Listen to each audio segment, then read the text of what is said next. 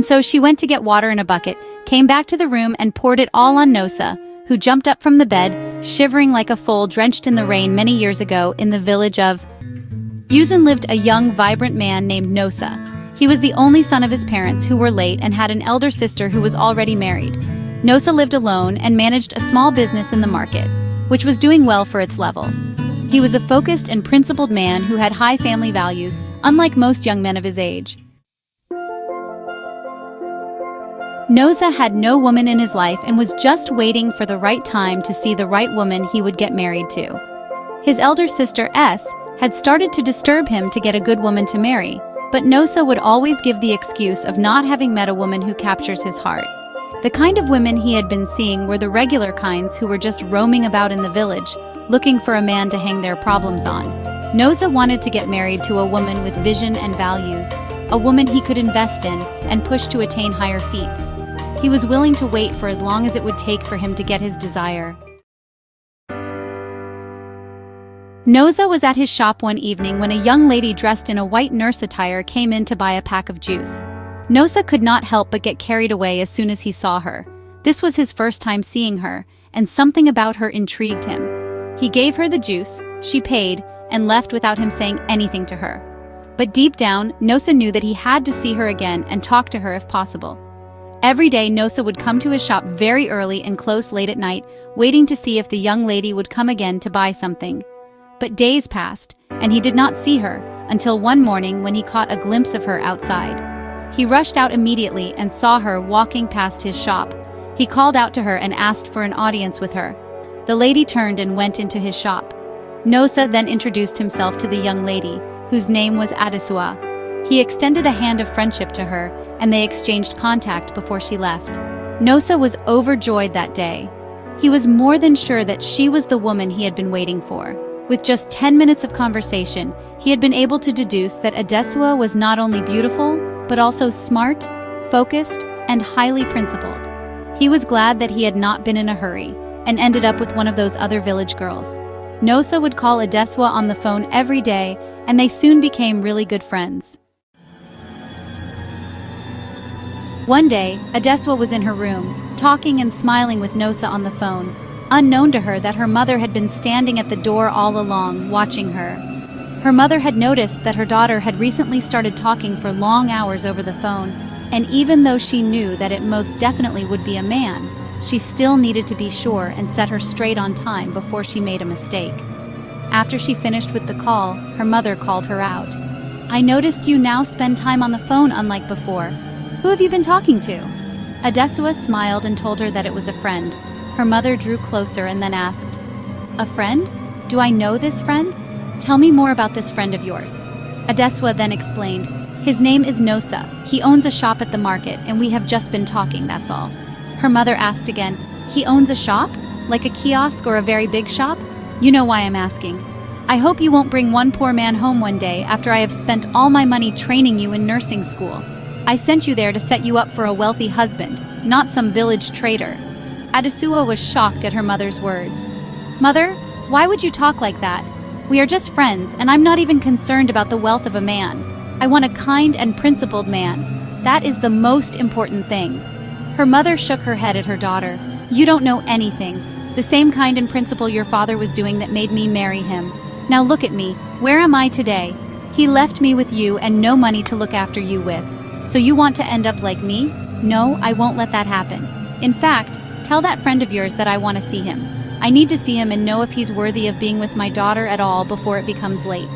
Adesua nodded and left, even though she did not understand where her mother was heading to. She was sure that she would like Nosa. Who would not like him? He was a good soul, gentle and with great prospects. When Adesua told Nosa that her mother wanted to see him, he was shocked. "What happened? How did she get to know about me?" Adesua told him, "She's just curious to know who I have been talking with. You know, I'm her only child." Nosa understood and then asked, "Do you want me to come? You know what it means if I come to see your mother? Do you want that?"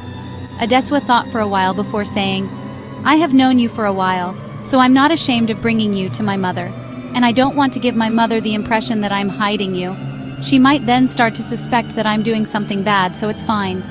And that reminds me, I want to go to the village clinic to apply for a job there. while I continue to look for a better one in the city. Nosa felt it was a great idea and supported her. On the day of his visit, Nosa got a lot of provisions and foodstuffs as gifts for Adeswa's mother. Since it was his first time going there, he was not going to go empty-handed, thereby creating a bad impression. She was his mother-in-law-to-be, even though he had not told Adeswa about marriage yet. Her mother welcomed Nosa into her home and asked Adeswa to get him a drink. "You are welcome to my house. My daughter told me about the friend that has been calling her on the phone, and I decided to see this friend myself to be sure that my daughter is safe." Nosa smiled and silently studied Adeswa's mother. She was more outspoken and blunt than Adeswa, but he did not think much of it since he would not be getting married to the mother, but to the daughter.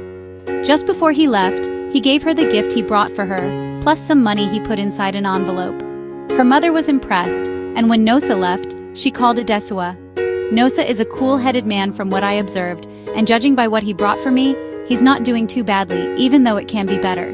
Anyway, just keep him by the side for now and get him to take care of your needs for now until you get a better man, a very wealthy man who truly deserves you." Adeswa found her mother's words ridiculous but did not argue with her. After all, it was her life and her choice. Adeswa was waiting for the day Nosa would propose to her, and she would speedily accept it. When Nosa told his sister, she was truly happy for him but had some advice. Nosa, you should ask questions about the girl's family to be sure you are getting married into a good family. I have done that already and everything is good. I even met her mother to inform her. Adeswa was getting fed up with the whole rich man tale and decided to confront her mother.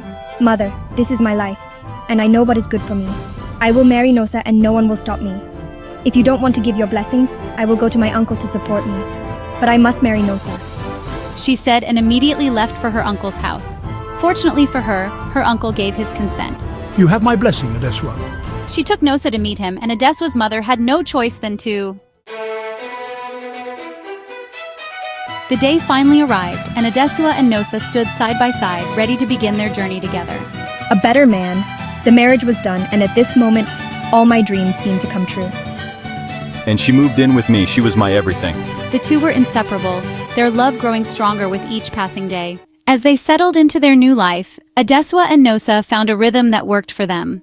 I was already working at the village clinic by now, and early in the morning, as soon as Nosa prepared to go to his shop, I would also prepare for work. We lacked nothing, even though we did not have excess. They were both contented, finding joy in the simple things they shared. With what they had, they built a life filled with love and hope. Months later, I became pregnant, and when I gave birth to a baby boy, Nosa was overjoyed. Adeswa was still at the hospital when I rushed over to her mother's house to share the wonderful news.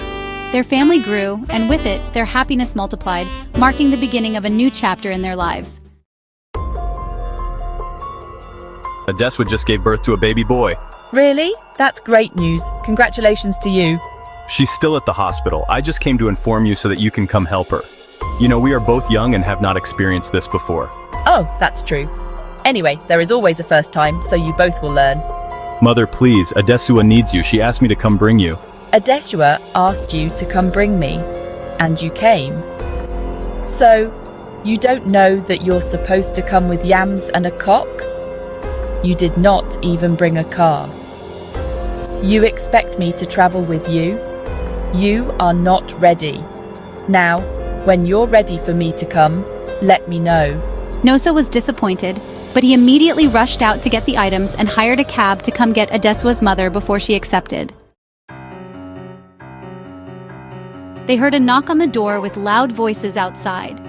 Nosa went to open the door, but was shocked to see several women standing and chanting a song about the arrival of a new baby. Open the door, let them come in. They are my friends. Nosa had to let them in, still confused as to why they were around. Unknown to him, Adeswa's mother had informed them about her daughter who just put to bed, and also told them the right time to come. The women all came in and were making loud noises. Adeswa, what is going on out there? Why is there so much noise? Nosa explained to her that it was her mother's friends who had come to congratulate them. He then got some malt drinks for them, but as he took the drinks to them, they all looked at him weirdly. Who are you bringing malt drinks for? Are we children? What an insult. Go and get original beer for me and my friends now. That is our brand. Nosa stood there looking at her unbelievably. What, is that how you people do here? He had to take the malt drinks back and rushed out to buy the beer for the women. After the visitors left that evening, before Adesua's mother slept, she collected 2 bottles of beer from Nosa. Immediately she drank it, she slept off, and did not wake all through the night till the next day. Nosa had to stay with Adesua to help with the newborn. The next morning, Adesua woke up earlier and needed something to eat, but when Nosa went to call her mother, she was still sleeping. He then had to go,